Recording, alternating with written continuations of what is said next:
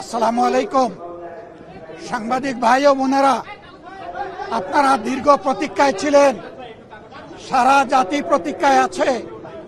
বহু প্রত্যাশার একটা নির্বাচন হয়েছে। নির্বাচনের ফলাফল নিয়ে আজকে আমরা কোনো কথা বলবো না, কিন্তু আমরা বুক ভরা আশা নিয়ে এই সংসদে এসেছি।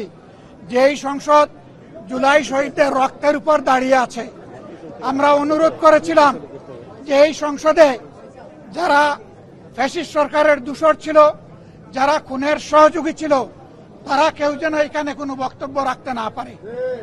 এই প্রেসিডেন্ট তিনটা কারণে অপরাধী, যার বক্তব্য এই মহান সংসদে আমরা শুনতে পারি না।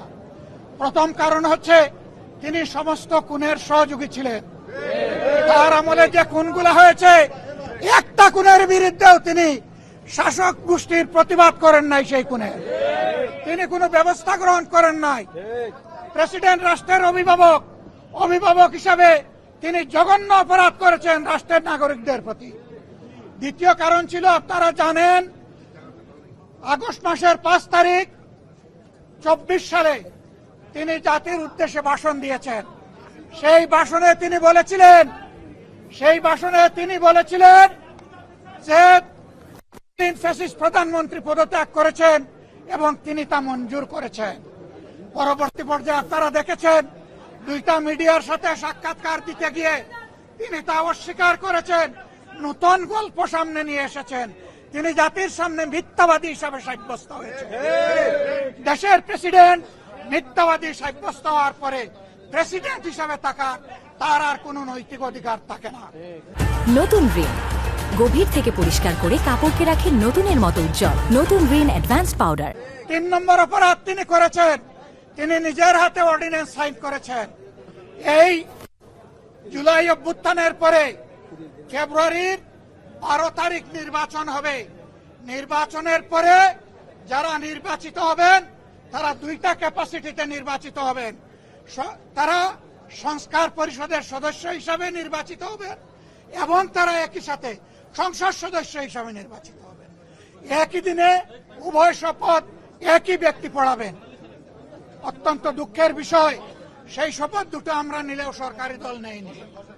তার প্রথম দায়িত্ব ছিল গেজেট প্রকাশের 30 দিনের ভিতরে সংস্কার পরিষদের অধিবেশন ডাকা। তিনি সেই অধিবেশন ডাকেন নাই। গণভোটে হার পক্ষে ভোট দিয়েছে 70% মানুষ। তিনি 70% জনগণকে, দেশবাসীকে অপমান করেছেন। এখানেও তিনি অপরাধ করেছেন। এই 3 অপরাধের কারণে আমরা তার ভাষণ শুনতে চাইনি এবং আমরা সরকারি দলকেও অনুরোধ জানিয়েছিলাম, স্পিকার মহোদয়কে অনুরোধ জানিয়েছিলাম তাকে যেন ভাষণ দিতে দেওয়া না হয়। তারা আমাদের কথা গ্রাহ্য করেন নাই। আমরা সংক্ষুব্ধ হয়ে সংসদ থেকে বের হয়ে এসেছি। আমরা আগামীতে এই সংসদে কোনো অন্যায়কে আমরা বরদাস্ত করব না এবং মেনে নেব না। আমরা জনগণের স্বার্থের পক্ষে লড়াই করে যাব, অধিকারের পক্ষে লড়াই করে যাব। প্রিয় দেশবাসী, আমরা আপনাদের সাথে আসছি, আপনাদের অধিকারের পক্ষে আছি, আপনাদের রায়ের প্রতি আমাদের সম্মান আছে। আমরা আছি আপনাদের সাথে, আপনারাও থাকবেন আমাদের সাথে। সাংবাদিক বন্ধুগণ, আপনাদেরকে ধন্যবাদ। গত 1.5 বছর এই রাষ্ট্রপতি 133টা অধ্যাদেশ জারি করলো, তার সই জারি হলো। সেই অধ্যাদেশের জুলাই সনদে তার আছে। সেই ব্যাপারে তো আপনারা কোনো বক্তব্য দেন? দফায় দফায় বক্তব্য দিয়েছি, আমরা মূল জায়গায় বক্তব্য দিয়েছি। ধরে ধরে একটা করে বক্তব্য দেওয়ার কোনো দরকার নাই। আমরা তার নৈতিক বৈধতা বহু আগে অস্বীকার করেছি, প্রত্যাখ্যান করেছি।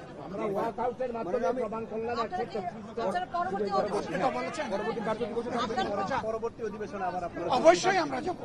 আমরা জনগণের পক্ষে কথা বলতে এখানে এসেছি, জনগণের অধিকারের জন্য লড়াই করতে এসেছি। এই সংসদ কারো একার নয়, এটা 18 কোটি মানুষের সংসদ। আমরা তাদের প্রতিনিধি হিসাবে অবশ্যই আমরা সংসদে। আপনাদেরকে ধন্যবাদ। ধন্যবাদ।